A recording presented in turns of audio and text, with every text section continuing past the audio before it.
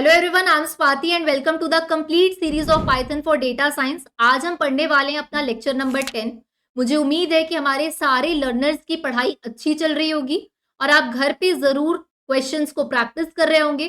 कुछ होमवर्क भी मैं हर क्लास में आपको देती हूँ, तो आप लोगों का जब कमेंट में जवाब आता है तब मुझे लगता है कि चलो पढ़ाना सफल हो रहा है, क्योंकि आप लोगों को समझ में आ रहा है और एक्साइटमेंट के साथ पढ़ रहे हैं आप लोग, और साथ के साथ मुझे कमेंट में रिप्लाई भी कर रहे हैं क्वेश्चंस को सॉल्व करके। तो आज का लेक्चर नंबर 10 स्पेशल है, क्योंकि आज हम लोग यूजर डिफाइंड फंक्शंस के बारे में पढ़ेंगे। ये एक बहुत इंपॉर्टेंट टॉपिक है। जब आप बड़े से बड़े डेटा साइंस प्रोजेक्ट को भी बनाओगे ना, तो ये टॉपिक आपका कहीं ना कहीं यूज आता ही रहेगा, क्योंकि ये फंडामेंटल्स हैं पाइथन के, और जब तक फंडामेंटल स्ट्रॉन्ग नहीं होगा तब तक उसके ऊपर एक स्ट्रॉन्ग फाउंडेशन नहीं डेवलप होगी। तो ये जो बेसिक टॉपिक्स हमारे चल रहे हैं, जो आज का यूजर डिफाइंड फंक्शन है, उसको फोकस के साथ समझिएगा। बहुत इंटरेस्टिंग टॉपिक है और आसान सा टॉपिक है। इस पे आज की क्लास में हम लोग कुछ प्रैक्टिस क्वेश्चंस भी सॉल्व करेंगे। नोट्स आप लोगों के लिए अवेलेबल ऑलरेडी है। नोट्स आप लोगों को कैसे डाउनलोड करना है, सबसे पहले हम ये देखते हैं, और उसके बाद शुरू करते हैं आज का लेक्चर, जो कि इंटरेस्टिंग है और साथ के साथ कुछ प्रैक्टिस क्वेश्चंस भी हैं जो आपका इंतजार करने हैं, ताकि आप प्रैक्टिस करें और खुद को एक स्टेप अहेड लेके जाएं जॉब रेडी बनने के लिए। शुरू करते हैं क्लास आज की। पूरे फोकस इंटरेस्ट के साथ मजे के साथ पढ़ेंगे आज के लेक्चर को। शुरुआत करते हैं आज के लेक्चर की। तो इसके लिए आपको सिंपल सा द iSkill की वेबसाइट पे जाना है। आप गूगल पे जाएंगे और वहां पे जाके लिखेंगे theiskill.com।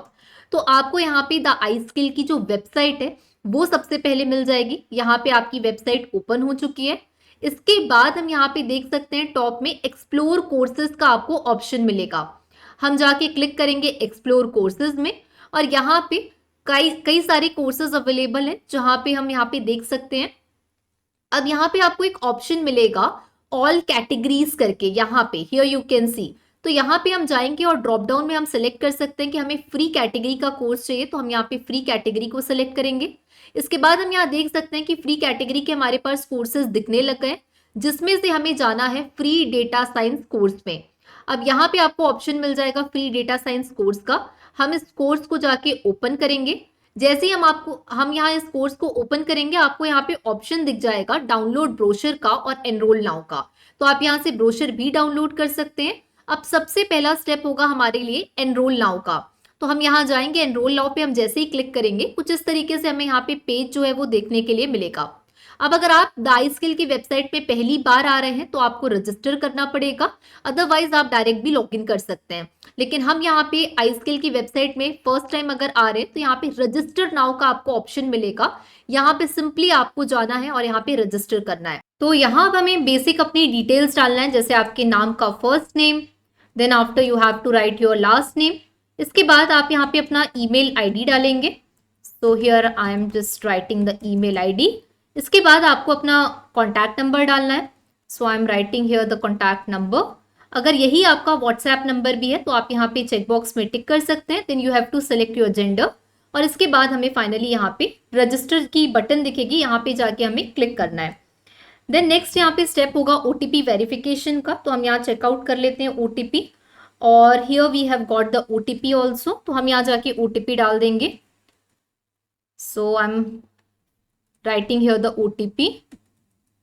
ऑल राइट, इसके बाद आपको यहाँ पे वेरीफाई OTP करना है। जैसे ही आपका OTP यहाँ पे वेरिफिकेशन सक्सेसफुली हो जाएगा, आप यहाँ पे अपना पासवर्ड जो है वो क्रिएट कर सकते हैं। सो लेट्स सपोज मैं यहाँ पे अपना पासवर्ड क्रिएट कर लेती हूँ।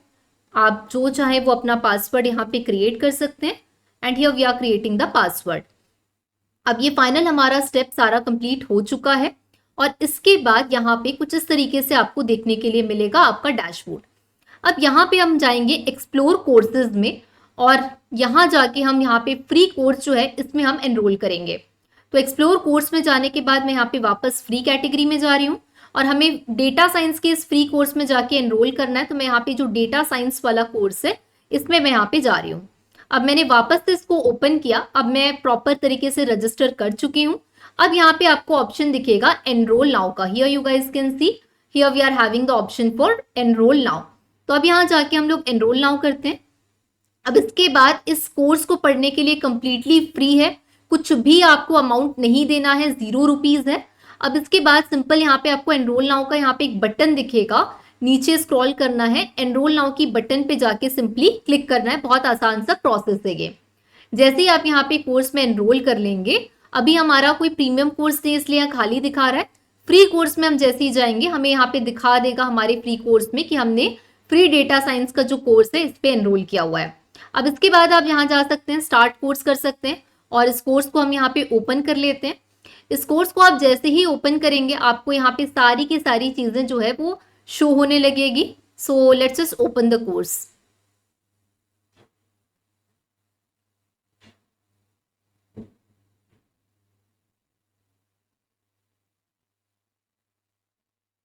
अब ये कोर्स हमारा ओपन हो चुका है और हम यहाँ देख सकते हैं कि मशीन लर्निंग का ऑलरेडी यहाँ पे लेक्चर्स डला हुआ है निशांत भैया का।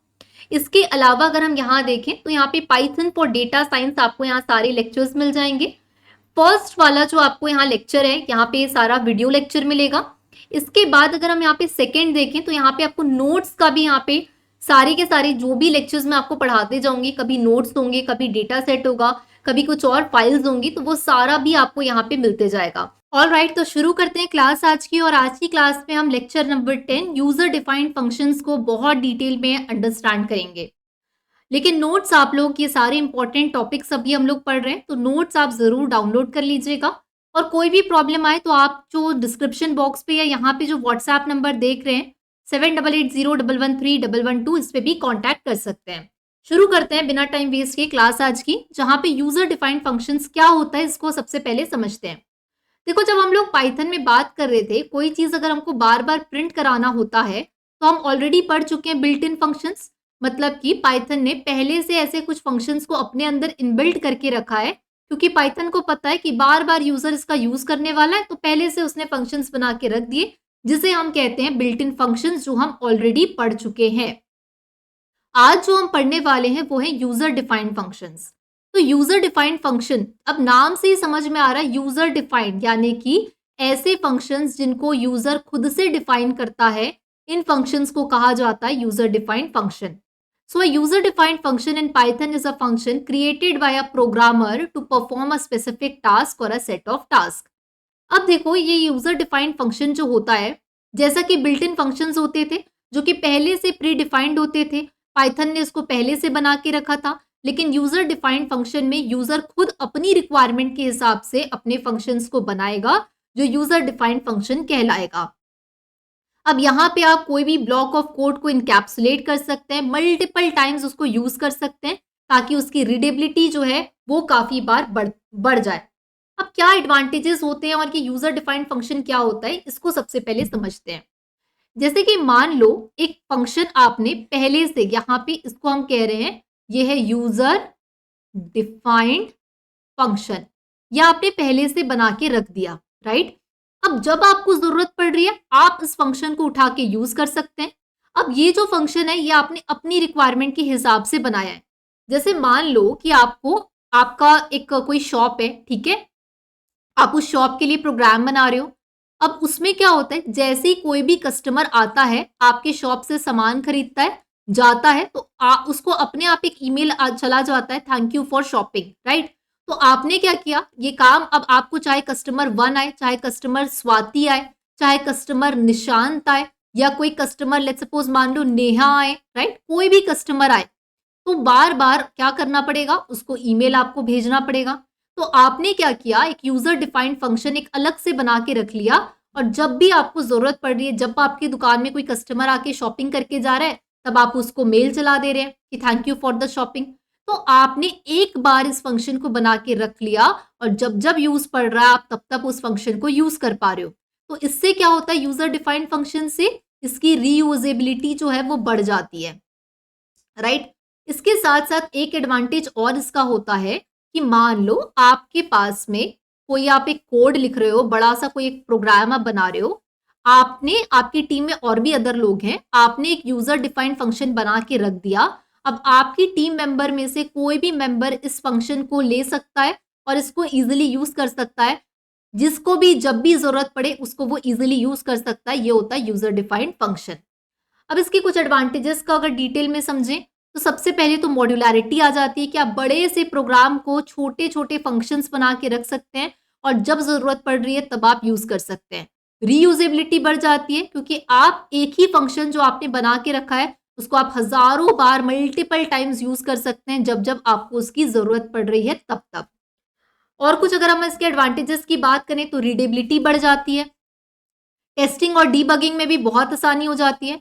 मान लो आपको एक बहुत बड़ा सा प्रोग्राम लिख रहे हो, राइट, जिसमें लेट्स सपोज मान लो थाउजेंड्स 10,000 लाइंस ऑफ कोड है, तो आपने मान लो एक यूजर डिफाइंड फंक्शन 1 बना दिया।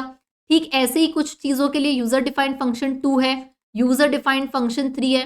तो अब लेट्स सपोज मान लो आपके प्रॉब्लम जो है, मान लो एरर आ रहा है आपके यूजर डिफाइंड फंक्शन 2 में, तो आप जाओगे और कोड का जो यूजर डिफाइंड फंक्शन 2 है उसमें जाके परेशानी ढूंढ के सॉल्व करोगे। 1 और 3 एज इट इज है, इसको कोई फर्क नहीं पड़ेगा। तो हुआ क्या, जिस कोड में समस्या आप जाके सिर्फ उसी को ठीक कर पा रहे हो। तो ऐसे में टेस्टिंग और डीबगिंग भी आसान हो गया और स्केलेबिलिटी जो है वो भी कहीं ना कहीं कोड्स की बढ़ जाती है जब हम लोग यूजर डिफाइंड फंक्शंस को यूज करते हैं। अब देखो, जब हम लोग बिल्ट इन फंक्शंस होते थे, तो जैसे मान लो प्रिंट एक बिल्ट इन फंक्शन था, ये पाइथन में पहले से बना बनाया है, हमको जब जरूरत पड़ती थी हम उठा के यूज कर लेते थे। अब हमको क्या करना है, यूजर डिफाइंड फंक्शन खुद से बनाना है। और जब कोई फंक्शन आप खुद से बनाएंगे तो क्या होगा, सबसे पहले आप फंक्शन को क्रिएट करोगे। अब जब ऐसे हम यूजर डिफाइंड फंक्शंस को क्रिएट करते हैं तो उसके लिए एक सिंटेक्स यूज होता है जहां पे एक डेफ कीवर्ड यूज होता है। डेफ मतलब डेफिनेशन के लिए, उसको शॉर्ट फॉर्म में डेफ बोलते हैं। तो डेफ हम लोग लिखते हैं। अब फंक्शन का नाम आपको जो भी रखना है, स्वाति रखना है, निशांत रखना है, माय फंक्शन रखना है, अपना नाम रखना है, कोई भी चीज आप रखना चाहते हैं आप फंक्शन का नाम रखेंगे। जैसे मैंने यहाँ लिखा माय फंक्शन, उसके बाद आपका यहाँ पे रहेगा पैरेंथेसिस, उसके बाद लगा रहेगा कोलन।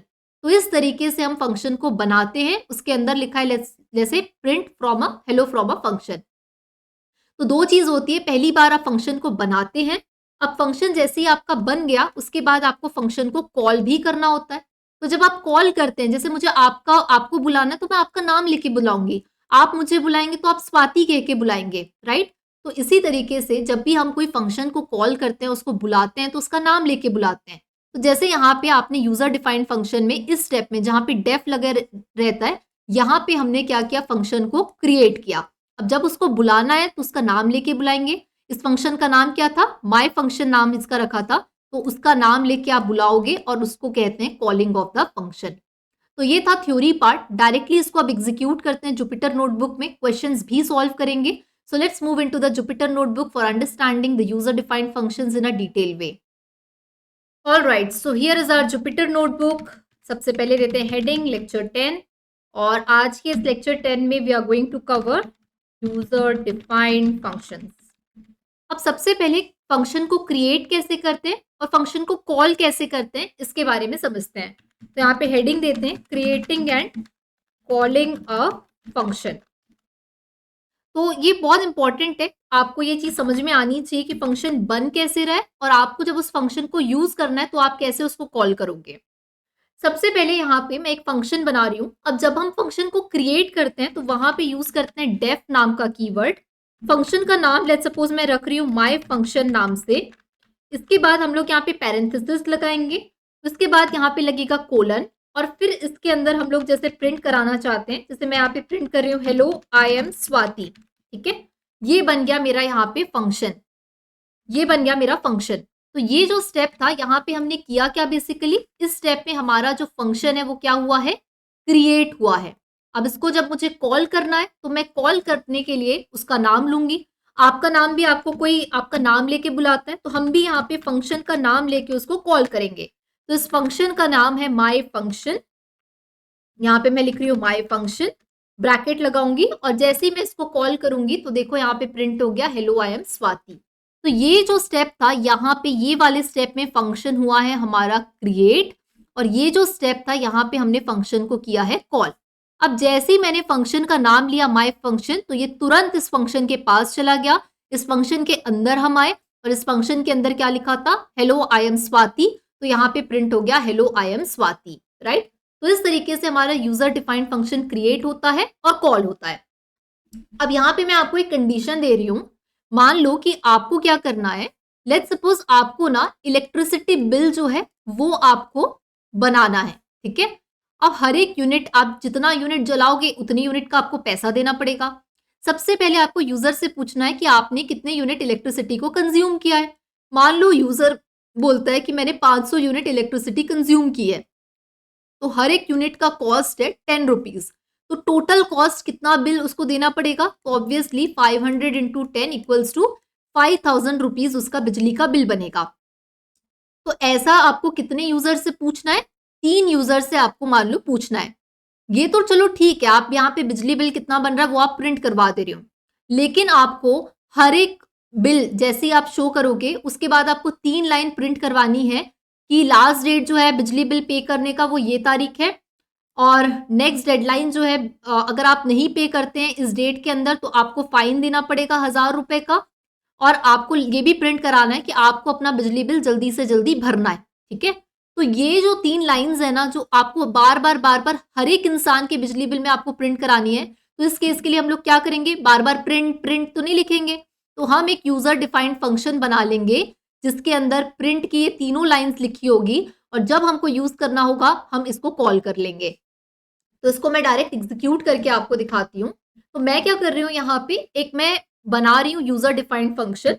तो यूजर डिफाइंड फंक्शन बनाने के लिए डेफ कीवर्ड यूज होता है, और इस फंक्शन का मैं नाम रख रही हूँ डिटेल्स बिल नाम से। ठीक है, ये फंक्शन मैं यहाँ पे बना रही हूँ। अब इस फंक्शन के अंदर मैं प्रिंट कराना चाहती हूँ कि पहली चीज मैं प्रिंट कराना चाहती हूँ the last date of the bill payment is on, let's suppose यहाँ पे हम कोई भी एक रैंडम डेट डाल देते हैं, जैसे मान लो इज ऑन नेक्स्ट वीक। ठीक है, is on next week Sunday. ठीक है, ये लेट्स सपोज मैंने डाल दिया। अब अगली चीज मेरे को ये प्रिंट कराना है कि अगर आप बिजली बिल टाइम पे नहीं दोगे तो आपको फाइन लग जाएगा। तो हम यहाँ लिख देते हैं after deadline you need to pay ₹1000 as a fine. ठीक है, एक चीज और हम यहाँ पे प्रिंट कराना चाहते हैं कि बिजली बिल आप अपना जो है इलेक्ट्रिसिटी बिल जल्दी भरिए, पे योर बिल सून। ठीक है, तो मैंने क्या किया, यहाँ पे ये यूजर डिफाइंड फंक्शन बना के रख लिया, और जब जब मेरे को इसकी जरूरत पड़ेगी मैं इसको कॉल कर लूंगी। तो ये हमने यहाँ पे बना लिया एक यूजर डिफाइंड फंक्शन। अब सबसे पहला हमें 3 कस्टमर से पूछना है आपका बिजली बिल कितना है। तो यहाँ पे 3 कस्टमर से आपको पूछना है सेम चीज कि आपने कितना यूनिट जलाया है और हर यूनिट के पैसे देना है। तो 3 लोगों से पूछना है, तो 3 लोगों के लिए मैं यहाँ पे लूप लगा सकती हूँ। तो मैं यहाँ लिखूंगी फॉर आई इन रेंज 3। ठीक है, फॉर आई इन रेंज 3। अब यहाँ पे हम लोग क्या करेंगे, कोलन लगाएंगे। अब यहाँ पे मेरे को पूछना है, यूजर से इनपुट लेना है, राइट, कि आप कितना इलेक्ट्रिसिटी बिल आप कंज्यूम कर रहे हो यहाँ पे। तो मैं यहाँ पे लिखूंगी इनपुट। सबसे पहले हम लोग कस्टमर का नाम पूछेंगे, एंटर योर नेम बोलेंगे, फिर उसके बाद उससे पूछेंगे कि कितना आपने इलेक्ट्रिसिटी बिल जलाया है। तो वैल्यू लेट्स सपोज हम लोग यहाँ पे इंट में ले लेते हैं, इंट इनपुट, और यहाँ पे बोलेंगे enter the units of electricity you have consumed. ठीक है, और उसके बाद में हर यूनिट का 10 रुपए। तो अब पता चल गया। तो बिल नाम से मैं एक वेरिएबल बना रही हूँ इक्वल्स टू बी इनटू, यहाँ पे क्या करेंगे 10, क्योंकि एक यूनिट का 10 रुपए, तो जितने भी यूनिट वो जलाया होगा उससे 10 को मल्टीप्लाई कर देंगे, और फिर यहाँ पे प्रिंट करा देंगे total amount of bill you need to pay is, और कॉमा लगा के यहाँ पे लिख देंगे बिल करके, बिल, राइट। तो ये मैंने यहाँ पे लिख दिया। अब मेरे को हर एक चीज जो है जैसे ही मेरा ये प्रिंट हो जाएगा कितना पैसा देना है, उसके बाद हम उसको ये 3 लाइन जो वार्निंग्स वाली लाइन है ये अब प्रिंट कराना चाहते हैं। तो यहाँ पे मैंने यूजर डिफाइंड फंक्शन बनाया है। अब मैं इसको इस कोड के अंदर कॉल करना चाहती हूँ, तो मैं कैसे कॉल करूंगी, इसका नाम लेके। तो इसका नाम क्या था, डिटेल्स बिल नाम से फंक्शन था। तो मैंने यहाँ पे डिटेल्स बिल नाम से इसको क्या किया, कॉल कर लिया। तो मैं देखो यूजर डिफाइंड फंक्शन को मैंने क्रिएट यहाँ पे किया है, और जब मुझे कॉल करना है तो यहाँ पे मैं उसका नाम लिख के कॉल कर रही हूँ। अब इस कोड को जाके रन करते हैं। सबसे पहले बोल रहा है एंटर योर नेम, तो मैं डाल देती हूँ स्वाति। कितना यूनिट कंज्यूम किया है, तो मान लो मैंने 500 यूनिट किया है। तो देखो जैसे ही मैंने बताया कि 500 यूनिट मैंने कंज्यूम किया है, अपने आप यहाँ पे हम इस स्टेप के अंदर आए। 500 इंटू 10 5000 हो गया। Total amount of bill you need to pay is 5000। उसके बाद जैसे ही मैंने डिटेल्स बिल को यहाँ पे कॉल किया, तो ये चले गया कहाँ पे, डिटेल्स बिल के अंदर, जो भी इस फंक्शन के अंदर लिखा था प्रिंट प्रिंट प्रिंट, प्रिंट हो गया। देखो यहाँ पे पहली लाइन प्रिंट हो गई कि लास्ट डेट बिल पेमेंट का नेक्स्ट वीक संडे है। फिर यहाँ पे प्रिंट हो गया कि अगर आप डेडलाइन के बाद दोगे तो 1000 रुपए फाइन है। और फिर प्रिंट हो गया पे योर बिल सून।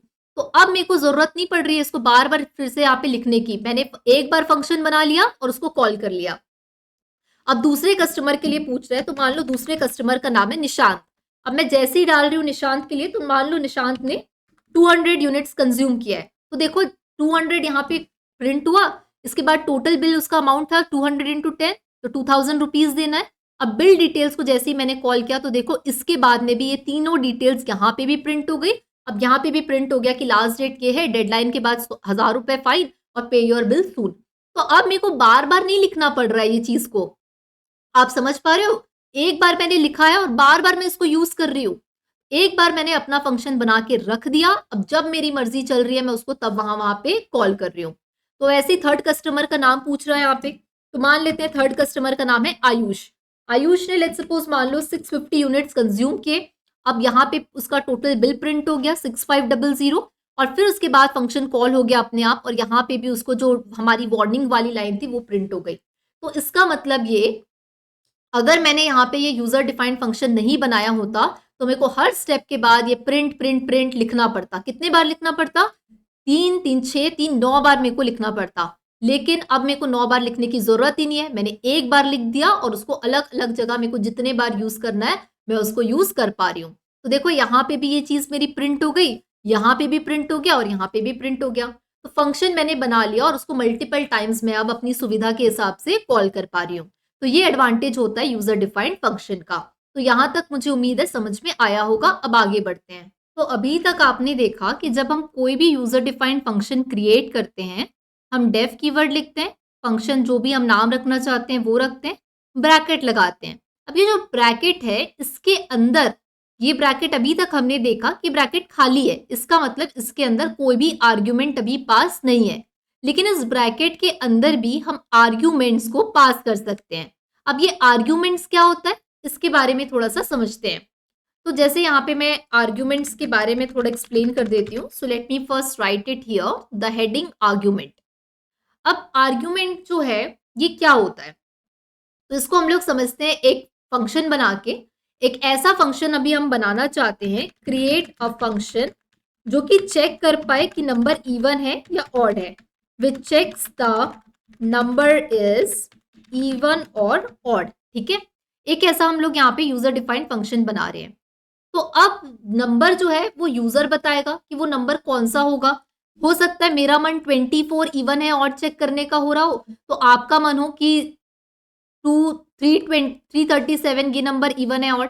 तो अब यूजर ही अपने मर्जी से नंबर देगा, राइट, कि वो कौन सा नंबर है। तो इसके लिए हम क्या कर सकते हैं, आर्ग्यूमेंट में ही एक नंबर नाम से वेरिएबल बना के पास कर सकते हैं। जैसे मैं यहाँ पे डेफ बना रही हूँ, डेफ कीवर्ड यूज करूंगी। अब फंक्शन का नाम मैं रख देती हूँ, मान लो यहाँ पे चेक इवन ऑड। ठीक है, अब ये जो आर्ग्यूमेंट होता है अभी तक खाली रखा था हमने, अब इसके अंदर एक आर्ग्यूमेंट पास कर देते हैं, उस आर्ग्यूमेंट का नाम रख देते हैं नंबर। ठीक है, अब लगा देते हैं कोलन। इफ, अब जो भी नंबर यहाँ पे यूजर देगा अगर वो 2 से डिविजिबल है तो जाहिर सी बात है वो क्या होगा, इवन होगा। तो यहाँ पे हम लोग लिख देते हैं print the number is even. अगर ऐसा नहीं है तो क्या होगा, तो एल्स, और प्रिंट करवा देते हैं कि नंबर ऑड होगा, print the number is odd. तो अभी हमने इसके अंदर ये जो फंक्शन हमने बनाया है डेफ चेक इवन ऑड, इसके अंदर एक आर्ग्यूमेंट को दिया है। तो इतना अभी ये जो जितना भी अभी तक हम लोगों ने यहाँ पे काम किया है, इसमें अभी तक हमने बेसिकली किया क्या है, तो ये बोल रहा है कि कुछ मिसिंग है। अच्छा, यहाँ पे डबल इन्वर्टेड कॉमा मिसिंग है, इसलिए यहाँ पे एरर आ चुका है। डबल इन्वर्टेड कॉमास के अंदर लिख देते हैं। अब रन करते हैं। It is showing unexpected indent. ठीक है, यहाँ पे एल्स के बाद हमने कोलन लगाना भूल गए, इसलिए यहाँ पे इंडेंटेशन एरर है। अब हो गया यहाँ पे। तो अब जैसे ही मैंने इस स्टेप में क्या किया, इस स्टेप में मैंने फंक्शन को क्रिएट किया है। अब मैं क्या करूंगी, फंक्शन को मैं कॉल करना चाहती हूँ। फंक्शन को कॉल कैसे करते हैं, उसका नाम लेके। हमारे फंक्शन का नाम है चेक इवन ऑड।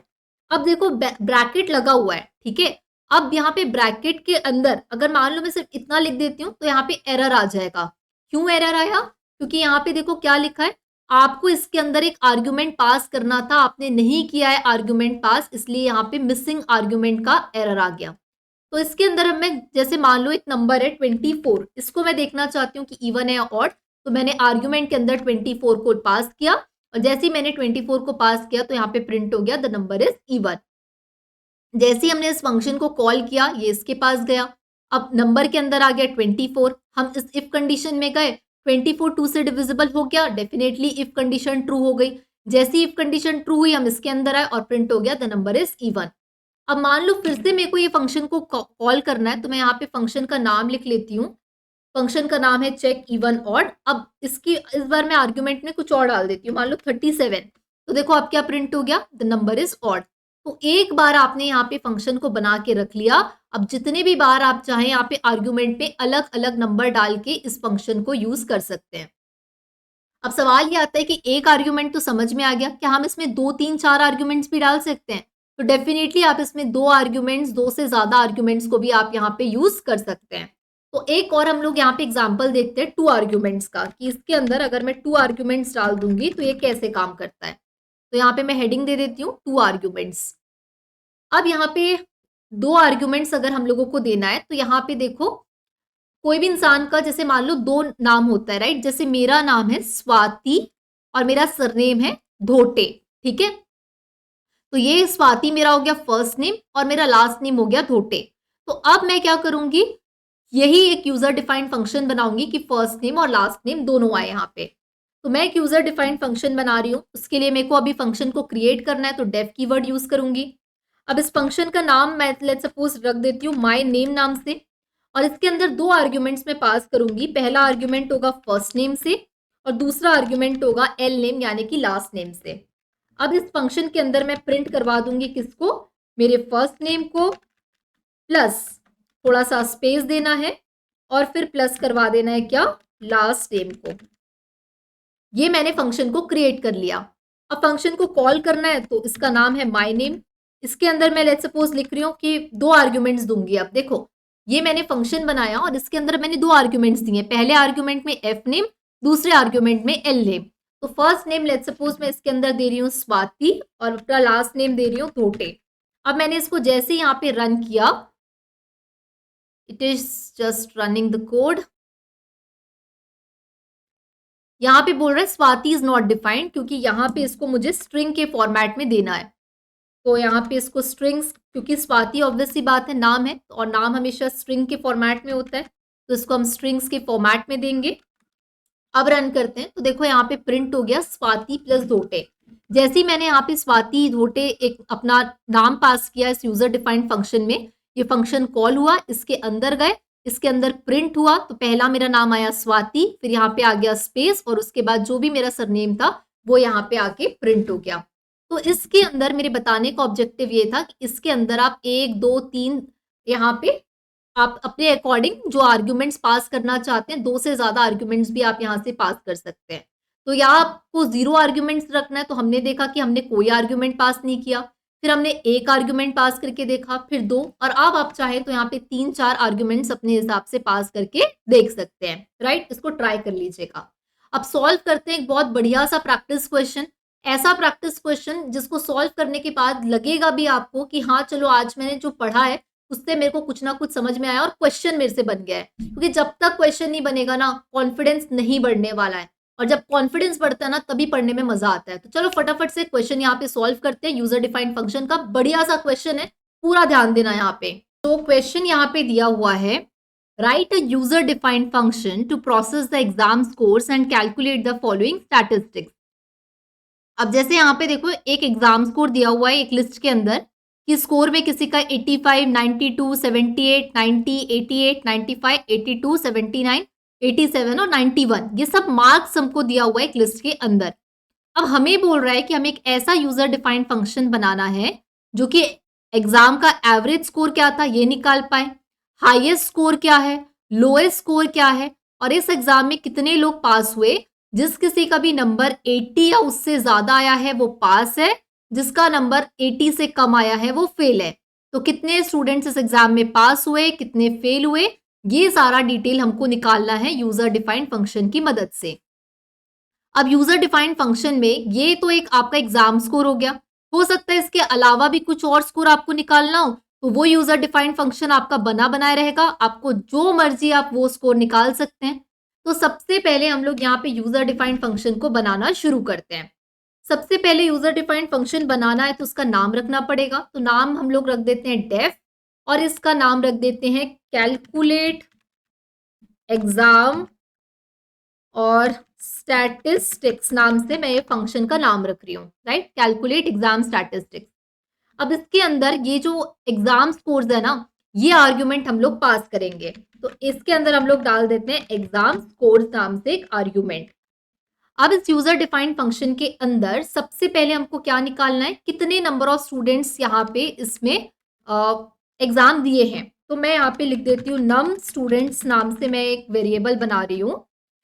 अब हम लोगों को लेंथ चाहिए, राइट, कितने लोग एग्जाम दिए, तो जितने बच्चों का यहाँ पे मार्क्स है उतने बच्चे एग्जाम दिए होंगे, तो इसका लेंथ हमको निकालना पड़ेगा 1 2 3 4 5। तो ऐसे हम लोग एक एक बैठ के गिनेंगे तो नहीं, तो ये जो लिस्ट है इसके अंदर कितने हमारे पास लोगों ने एग्जाम दिया है ये चेक करने के लिए लेंथ, ये मैंने पढ़ाया हुआ है पाइथन के इनबिल्ट फंक्शंस पे लेंथ, ये हम लोग यहाँ पे यूज करेंगे और यहाँ पे मैं लिखूंगी लेंथ और यहाँ पे लिख देंगे एग्जाम स्कोर्स। ठीक है, मैं अभी आपको समझाऊंगी भी आगे।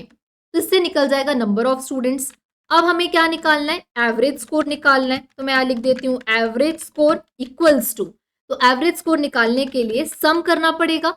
एवरेज अगर आपको निकालना है तो ये जितने भी नंबर यहाँ पे दिए हैं आपको इन सबको प्लस करना पड़ेगा और डिवाइड करना पड़ेगा किससे, उसकी लेंथ से। तो सबसे पहले हम लोग यहाँ पे लिख लेते हैं सम, तो सम एग्जाम स्कोर्स का, और फिर उसके बाद क्या करना पड़ेगा, उसको डिवाइड करना पड़ेगा नंबर ऑफ स्टूडेंट से, तो इसको डिवाइड करेंगे नम अंडरस्कोर स्टूडेंट्स। ठीक है, फिर यहाँ पे हाईएस्ट स्कोर कितना है, तो हाईएस्ट जब भी हम लोगों को निकालना होता है तो उसके लिए मैक्सिमम इनबिल्ट फंक्शन होता है उसका यूज करते हैं, मैक्स लगाएंगे और इसके अंदर लिख देंगे एग्जाम स्कोर्स। अब मिनिमम आपको निकालना है कि कितना लोएस्ट मार्क्स था, तो इसके लिए यहाँ पे हम लोग लिख देंगे लोएस्ट स्कोर इक्वल्स टू, और कोई भी चीज आपको लोएस्ट निकालनी है तो वहां पे यूज होता है मिनिमम फंक्शन जो कि इनबिल्ट फंक्शन है, इसमें लिख देंगे एग्जाम स्कोर्स। ठीक है, ये तो हमने लिख दिया। अब सबसे पहले हम लोगों को क्या बोल रहा है, ये भी निकालना है हमको कि कितने स्टूडेंट पास हुए और फेल। तो जो भी स्टूडेंट 80 या 80 से अबव लाया है वही पास है। तो हम लोग यहाँ पे क्या कर रहे हैं, नम स्टूडेंट्स जितने भी स्टूडेंट पास हुए हैं ना वो हम मान के चलते हैं 0। तो मैं शुरुआत में लिख रही हूँ नम पास इक्वल्स टू 0। अब क्या करेंगे, यहाँ पे हम लोग एक एक के पास हमको जाके यहाँ पे देखना पड़ेगा, एक एक स्टूडेंट के लिए पहली बार हम लोग यहाँ पे लूप चलाएंगे 85। अब चेक करेंगे 85 80 से बड़ा है क्या, हाँ बड़ा है, इसका मतलब ये स्टूडेंट पास। फिर लूप चला, अब 92 के लिए चेक करना पड़ेगा 92 80 से बड़ा है क्या, ठीक है बड़ा है, पास। फिर लूप चला 78 चेक हुआ, 78 80 से बड़ा है क्या, नहीं बड़ा है, इसका मतलब स्टूडेंट फेल। तो बार बार क्या करना पड़ेगा, यहाँ पे लूप चला के चेक करना पड़ेगा। तो लूप चलाने के लिए हम यहाँ पे लिखेंगे फॉर लूप और यहाँ पे लिखेंगे for score in exam scores, और इसके बाद यहाँ पे लिखेंगे इफ कंडीशन लगा के, if score is greater than equal to 80, इसका मतलब स्टूडेंट होगा पास। तो यहाँ पे जो नम पास इक्वल टू 0 था वो यहाँ पे क्या हो जाएगा, num pass equals to num pass plus 1 हो जाएगा यहाँ पे, राइट। ये क्या हो रहा है अभी एग्जाम का फ्लो मैं समझाऊंगी। अब कितने स्टूडेंट्स यहाँ पे फेल हुए हैं, तो ऑब्वियस सी बात है नम फेल्ड इक्वल्स टू जो टोटल स्टूडेंट्स जितने भी आपके हैं माइनस कर दो जो स्टूडेंट पास हुए हैं, तो अपने आप आपको पता चल जाएगा कि कितने स्टूडेंट यहाँ पे फेल है। तो नम स्टूडेंट्स माइनस नम पास्ट, तो आपको पता चल जाएगा कितने स्टूडेंट्स यहाँ पे फेल हुए हैं। अब इसके बाद यहाँ पे जब भी हम यूजर डिफाइंड फंक्शन यूज करते हैं तो रिटर्न स्टेटमेंट का यूज होता है, जो कि रिटर्न नाम से ही समझ में आता है कि इन वैल्यूज को रिटर्न करती है। तो हम यहाँ पे लिख लेंगे रिटर्न एवरेज स्कोर, और क्या क्या चाहिए हमें, हाईएस्ट स्कोर हमको निकालना था तो वो चाहिए हमें। इसके बाद हमें लोएस्ट स्कोर कितना आया था ये भी हमको निकाल के देना था, तो वो हम लिख देंगे। इसके बाद हम लोग क्या रिटर्न करेंगे, कितने स्टूडेंट पास्ड हैं, तो नम पास्ड, फिर कॉमा लगा के और क्या रिटर्न करना है, नम फेल्ड। तो यहां तक बन गया हमारा यूजर डिफाइंड फंक्शन। इस स्टेप में हम लोगों ने फंक्शन को क्रिएट किया है। अब फंक्शन को कॉल करना है, तो फंक्शन को कॉल करना है तो ये एग्जाम स्कोर्स जो है, सबसे पहले मैं इसको यहाँ पे एग्जाम स्कोर्स को लिख लेती हूँ। अब फंक्शन को जब हमें कॉल करना है तो फंक्शन का नाम लेके कॉल करना पड़ता है। तो जितनी भी वैल्यू यहाँ पे रिटर्न हुई है ना, ये वाली वैल्यूज, ये सब हमें जरूरत पड़ेगी उसको कॉल करने के लिए। इक्वल्स टू, अब फंक्शन को जब कॉल करते हैं तो उसका नाम लेके कॉल किया जाता है। तो हमारे फंक्शन का नाम हमने क्या रखा है, कैलकुलेट एग्जाम स्टैटिस्टिक्स। तो यहाँ पे कैलकुलेट एग्जाम स्टैटिस्टिक्स, इसको मैं क्या करूंगी, यहाँ पे कॉपी कर दूंगी और इसको जाके मैं यहाँ पे पेस्ट कर दूंगी। राइट, इतना चीज अभी तक हम लोगों ने किया। अब नेक्स्ट स्टेप क्या रहेगा, हर एक चीज हमें यहाँ पे प्रिंट करानी है, तो हम यहाँ पे प्रिंट करा देंगे। सबसे पहले क्या प्रिंट कराना है हमको, द एवरेज स्कोर इज, और कॉमा लगा के लिख देंगे यहाँ पे हमारे वेरिएबल का नाम, जिसका नाम है एवरेज स्कोर। अब इसी तरीके से हाईएस्ट स्कोर हम लोगों को प्रिंट करवाना है, तो एक एक चीज यहाँ पे हम लोगों को प्रिंट करानी है। हाईएस्ट स्कोर, फिर number of student pass, number of student fail. तो यहाँ पे हम सारी चीजें लिख देते हैं।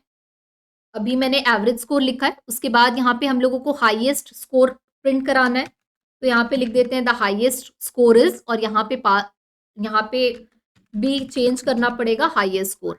फिर उसके बाद लोएस्ट स्कोर चेक करना है, तो यहाँ पे लिख देते हैं लोएस्ट, और यहाँ पे भी जाके इसको चेंज कर देते हैं और यहाँ पे कर देते हैं इसको लोएस्ट स्कोर। ठीक है, कितने स्टूडेंट फेल हुए हैं, तो यहाँ पे हम लोगों को चेक कराना है the number of students passed is, तो कितने स्टूडेंट पास हुए, तो यहाँ पे वेरिएबल पास होगा नम पास्ड, तो यहाँ पे हम इसको करेक्ट कर लेते हैं नम अंडरस्कोर पास्ड। कितने स्टूडेंट फेल हुए हैं, तो यहाँ पे प्रिंट करा देते हैं the number of students failed is, और यहाँ पे नम फेल्ड हमारे वेरिएबल का नाम था, तो इसको यहाँ पे पास कर देते हैं, यहाँ पे नम अंडरस्कोर फेल्ड। अब रन करते हैं, तो अब देखो यहाँ पे हमारे पास अपने आप आ गया एवरेज स्कोर 86.5 है, हाईएस्ट स्कोर 95, लोएस्ट 78, 8 लोग पास हुए हैं, 2 लोग फेल हुए हैं। तो अब इसके प्रोग्राम को फ्लो को थोड़ा सा समझना, कैसे ये काम कर रहा है। सबसे पहले हमने क्या किया, हमारा ये जितना भी था average score, highest score, lowest, num pass, num fail, इसको हमने कॉल किया अपने यूजर डिफाइंड फंक्शन का नाम लेके। हमने अपने फंक्शन का नाम रखा था कैलकुलेट एग्जाम स्टैटिस्टिक्स, और इसके अंदर ये एग्जाम स्कोर को डाल दिया। अब जैसे ही हमने इसको डाल दिया, ये फंक्शन कॉल हुआ, तो हम सबसे पहले गए इस स्टेप में।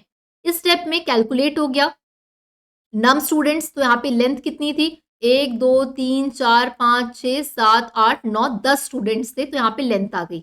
एवरेज स्कोर हमने निकाल लिया, एवरेज कैसे निकलेगा, इन सब का प्लस डिवाइडेड बाय 10, तो हमने सम लगाया और डिवाइड कर दिया इसको नंबर ऑफ स्टूडेंट्स से, जो कि 10 थे।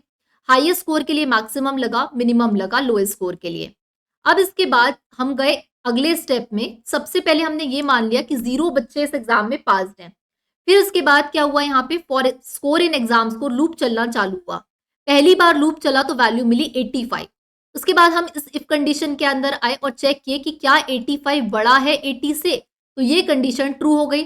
जैसे ही ट्रू हो गई तो नम पास +1 हो गया, मतलब एक बच्चा पास हुआ। फिर लूप चला, अब क्या हुआ, 92 is greater than equal to 80, if condition true हो गई, तो फिर से यहाँ पे नम पास की वैल्यू +1 हो गई, मतलब अब 2 बच्चे पास हुए। फिर लूप चला तो आ गया 78, अब 78 में वैल्यू फॉल्स हो गई, तो हम इस लूप के अंदर गए नहीं। फिर से लूप चला, अब वैल्यू आ गई 90, 90 क्या बड़ा 80 से, हाँ बड़ा है, तो जैसे ही बड़ा था तो +1 हो गया, अब 3 बच्चे पास हो गए। तो ऐसे करके लूप चलता गया, और 2 ऐसे सिचुएशंस आई, ये 78 और 79 वाली, जहां पे कंडीशन फॉल्स हो गई, इसलिए 10 में से 8 बच्चे पास हुए, और जो बचे हुए बच्चे थे, टोटल स्टूडेंट थे 10, इसमें से 8 पास हो गए, तो बचे कितने फेल वाले, 2। तो ये यहाँ पे प्रिंट हो गया।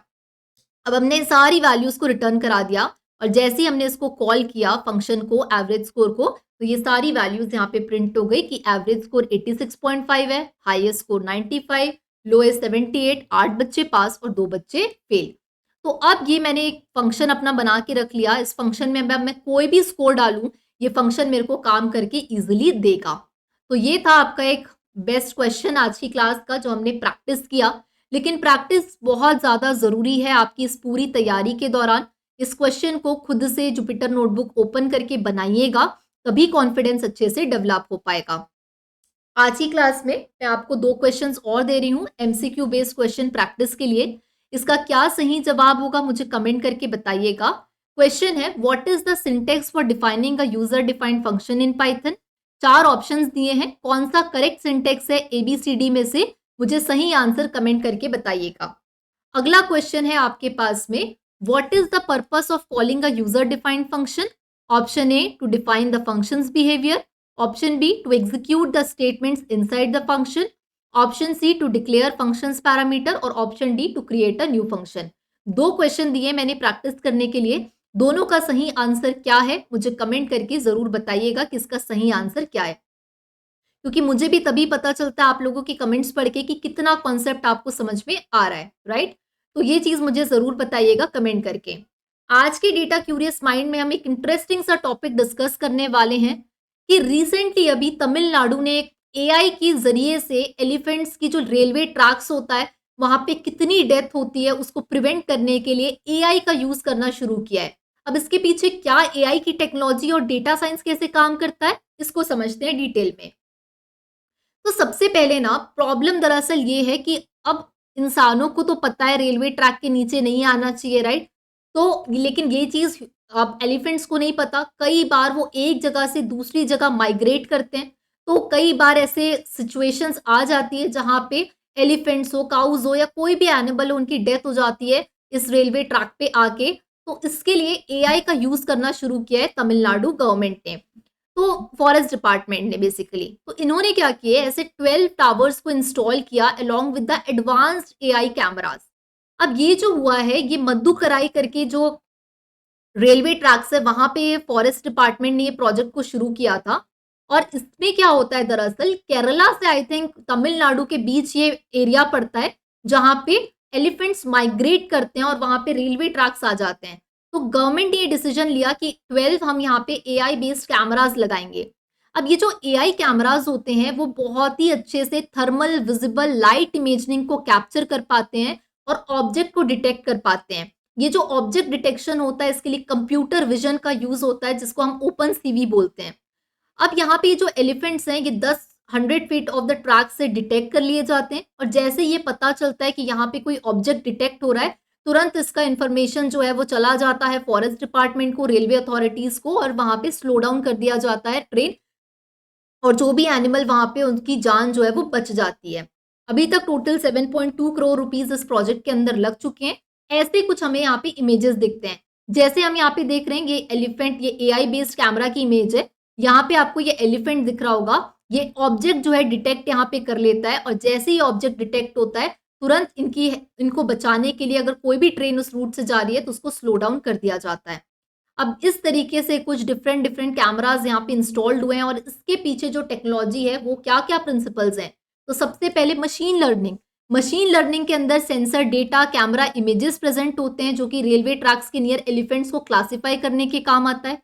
कंप्यूटर विजन, जैसे हम लोग टेस्ला की ड्राइवरलेस कार देखते हैं या गूगल की ड्राइवरलेस कार देखते हैं कि उसके अंदर कोई ड्राइवर बैठा नहीं है और कार बहुत अच्छे से चल रही है। तो कार के सामने हम इंसान है, हमको पता है इस कार के सामने अगर कोई एक पत्थर आ रहा है या कोई एक पेड़ आ रहा है तो ऑब्जेक्ट से बचाना है। तो ड्राइवर तो है नहीं लेकिन फिर भी मशीन को पता चल जा रहा है, वो ऑब्जेक्ट को पहले ही डिटेक्ट कर ले रही है कि अगर कोई बड़ा सा ऑब्जेक्ट आए तो उसके साइड से निकल जाना है। तो यहाँ पे जो कंप्यूटर विजन है वो बहुत इंपॉर्टेंट है। सेंसर इंटीग्रेशन जो है, जितने भी आपके सेंसर्स होते हैं वाइब्रेशन के through, acoustic sensor, infrared sensor. अब वाइब्रेशन, अब ऑब्वियस सी बात है कोई एलिफेंट जैसा बड़ा सा जानवर या काऊ जैसा कोई जानवर आएगा तो जैसे ही वो एलिफेंट के नियर आएगा वाइब्रेशंस क्रिएट होंगे, कुछ आवाज आएगी अकाउस्टिक की, इंफ्रारेड। तो ये सारा सेंसर का जो इंटीग्रेशन है वो इन एआई कैमरास पे मशीन लर्निंग कंप्यूटर विजन का यूज करके किया जाता है। अब यहाँ पे डेटा फ्यूजन बहुत इंपॉर्टेंट है कि मल्टीपल डेटा यहाँ पे होना चाहिए ताकि वो अलग अलग इमेजेस को यहाँ पे क्या कर पाए, कैमरा इमेजेस को जनरेट कर पाए। इसके साथ के साथ ये रियल टाइम मॉनिटरिंग है जहाँ पे एआई के एल्गोरिदम्स काम कर रहे हैं। आपका प्रिडिक्टिव एनालिटिक्स है। अब प्रिडिक्टिव एनालिटिक्स के लिए एक मॉडल में इतनी इमेजेस बार बार आ चुकी है कि आपका मॉडल पहले से प्रिडिक्ट करके बता देगा कि इस समय में यहाँ पे एनिमल सबसे ज्यादा आते हैं। तो उसके अकॉर्डिंग आप क्या कर सकते हैं, इन्फॉर्म कर सकते हैं रेलवे अथॉरिटीज को, फॉरेस्ट डिपार्टमेंट को, ताकि ऐसे सिनेरियोज ना हो पाए। तो ये एक पूरा का पूरा कंप्लीट एआई इलाबोरेटिव सिस्टम है, कोलैबोरेटिव सिस्टम है जहां पे एआई का यूज डेटा शेयरिंग के लिए, नॉलेज के लिए किया जा रहा है। जिसमें डेटा साइंस एक बहुत बड़ी अहम भूमिका निभाता है। अब रिजल्ट की अगर बात करें तो अब तक अगर हम लोग यहाँ पे देखें तो with in the months of its implementation, कुछ महीने हुए इसको इम्प्लीमेंट करके, और ये देखा गया कि 400 बार से ज्यादा ऐसे सिनेरियोज हुए जब एलिफेंट्स उस रेलवे ट्रैक्स पे आए और उन्हें बहुत सक्सेसफुली बचा लिया गया। अब आप सोच सकते हैं कि 400 बार 400 एलिफेंट्स वहां पे, अगर हम एक मोटा माटा अंदाजा भी लें तो उनको हम डेथ से बचा पाए, क्योंकि हमारे पास टेक्नोलॉजी थी, एआई था, डेटा साइंस था, राइट। तो ये चीज थी आज के इस डेटा क्यूरियस माइंड में कि टेक्नोलॉजी का यूज अगर सही डायरेक्शन में किया जाए तो इसके बहुत से एडवांटेजेस भी हैं। अब यहाँ पे एक कमेंट आया है, वो बात तो ठीक है, सीखने के बाद जॉब ना मिले तो टाइम वेस्ट हो जाएगा ना। ओके, तो ये डेटा साइंस आई थिंक आप सीखने की बात कर रहे हैं और आप बोल रहे हैं कि अगर हम डेटा साइंस सीख रहे हैं लेकिन फिर जॉब ना मिले तो टाइम वेस्ट हो जाएगा। तो सबसे पहले ना हम इस बात को अंडरस्टैंड करने की जरूरत है, कोई भी चीज अगर आप सीखोगे, ठीक है, चाहे वो डेटा साइंस हो या कोई भी स्किल्स हो, तो सबसे पहले तो हमें उसके लिए टाइम देना पड़ेगा। अब आप बोल रहे हैं कि मैंने टाइम दिया फिर भी मेरा सिलेक्शन नहीं हो रहा है, तो कहीं ना कहीं कुछ ना कुछ तो कमी होगी, तभी सिलेक्शन नहीं हो पा रहा है, क्योंकि मार्केट में डिमांड्स है। लेकिन आपको क्या स्किल्स आता है? बहुत सारे ऐसे लोग हैं जिनको पाइथन, मशीन लर्निंग थोड़ा सा पढ़ लिए और बोलते हैं हाँ हाँ हमने तो पढ़ लिया, हमको आता है। लेकिन जब बोलो, उनसे क्वेश्चंस पूछो, एंड टू एंड प्रोजेक्ट्स क्या आपने किए हैं, कुछ प्रोजेक्ट ओरिएंटेड सवाल पूछ दो तो वो बका जाते हैं, नहीं बता पाते हैं और बोलते हैं हमने तो पूरी पढ़ाई कर ली, अब हमारा जॉब नहीं मिल रहा है। लेकिन ऐसा नहीं है, बाकी जो दूसरे लोग हैं जिनकी सक्सेस स्टोरीज हम देख रहे हैं उनको तो जॉब मिल रहा है ना। तो इसलिए अभी आपने जितना भी पढ़ाई किया है, सबसे पहले तो ये चीज दिमाग से निकाल दो, सीखने के बाद मिलेगा नहीं मिलेगा। हर चीज में यही होता है, जब हम लोग स्कूल में जाते हैं, क्लासेस में जाते हैं, तब कभी ये सोचे थे क्या कि ये पढ़ने के बाद ये मिलेगा कि नहीं मिलेगा, राइट। तो ये चीज तो हमेशा है, आप कोई भी कॉम्पिटिटिव एग्जाम दो तब भी डर लगे रहता है कि सिलेक्शन होगा कि नहीं होगा। तो हर एक चीज में ये इंस्टेंसेस रहेंगे हमेशा। सबसे पहले आप सही तरीके से, ईमानदारी से टाइम दीजिए, सही तरीके से अप्रोच को फॉलो करिए। उसके बाद जरूर आपका, अगर आप टाइम इन्वेस्ट करते हो ना किसी भी स्किल्स को सीखने में, तो वो कभी भी टाइम वेस्ट नहीं है, क्योंकि वहां पे आपने अपने समय दिया हुआ है। लेकिन मैं समझ सकती हूँ कि जब हम तैयारी कर रहे हैं तो जरूर ये चीजें बार बार दिमाग में आके इरिटेट करती है कि होगा कि नहीं होगा। इस इरिटेशन से बचना है, मेहनत पे और अपनी तैयारी पे ज्यादा समय देना है और इस एटीट्यूड के साथ पढ़ाई करना है कि कैसे नहीं होगा, राइट। टाइम वेस्ट आपका, जब आप कोई स्किल सीखते हैं तो आप अपना टाइम इन्वेस्ट करते हैं, और जहां भी आप इन्वेस्ट करते हैं ना अपना समय, ईमानदारी से मेहनत करते हैं, तो उसका फल जरूर मिलता है, ठीक है। तो इस चीज को दिमाग से निकाल के प्रैक्टिस करिएगा। मैं समझ सकती हूँ ऐसे थॉट्स का आना स्वाभाविक है और ये होता रहेगा, लेकिन जैसे जैसे आपकी मेहनत का लेवल बढ़ता जाएगा ना, ये थॉट्स आने अपने आप आपको कम होने लगेंगे।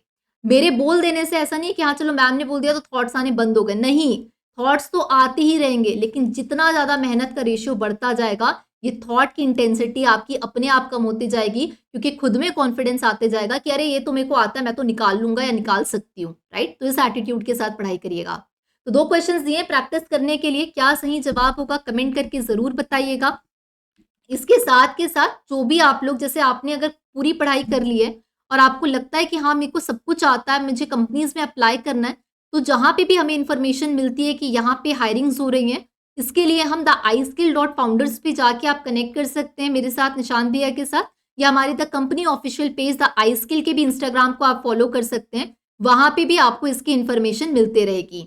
So stay data curious, keep learning, stay motivated. मिलते हैं हम लोग अगले वीडियो में, तब तक क्वेश्चन जरूर सॉल्व करके मुझे कमेंट करके बताइएगा। Thank you so much.